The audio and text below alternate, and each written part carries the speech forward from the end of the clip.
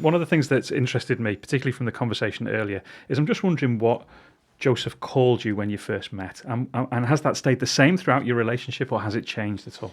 Yeah, that's a good question, because if I could go back in time, that's probably one thing I would change, because I always called him mate, and he ended up calling me Gerrit or mate. And that remained so for 20 years or so. It was only in his 20s that I consciously started to make an effort to call him son. And by then it's hard.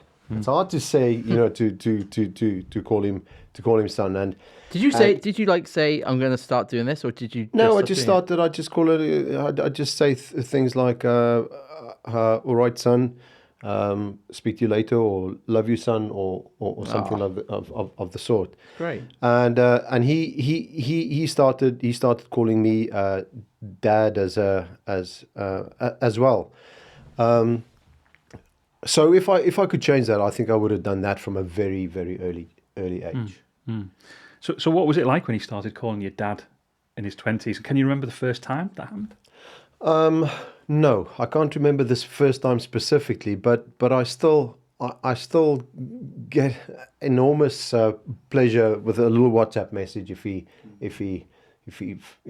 says dad in that. And one thing I've always done is, very, very few people know that he's my stepson. I would always refer to him as my son. Never refer to him as my stepson. So what I've always done when I've introduced him from an early age, I'd say, "This is my son Joseph," and he would always introduce me as his dad. So that has always been the case. But as far as calling me dad, that's a more recent thing. So it still feels a little bit funny sometimes, but I love it. Can you remember the moment where you realized you loved him? Like, so obviously you met Beck. Like, can you remember any exact moment? It wasn't the same. It wasn't the same. I mean, when I met Beck, I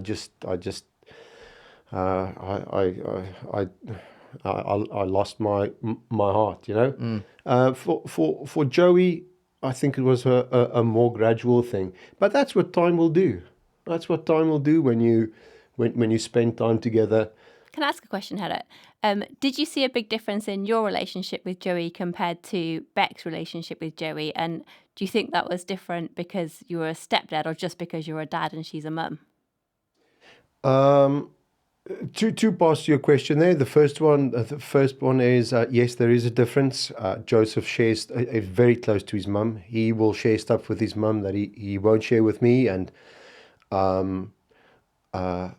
that's okay. I'm absolutely fine with that. I'm a little bit jealous at times. I wish he would share everything with me, but gosh, this is his mum, and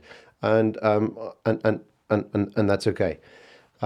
Whether it's different because I'm a stepdad versus a dad, I'm not sure I can answer that question with any certainty. Although Beck and I did try, we didn't have any more kids, so it's hard for me to compare being a stepdad with having natural children. But as far as Joey is concerned, I honestly don't think I could love him anymore if he was my blood, and that's down to him, because he is such a genuinely amazing, wonderful guy.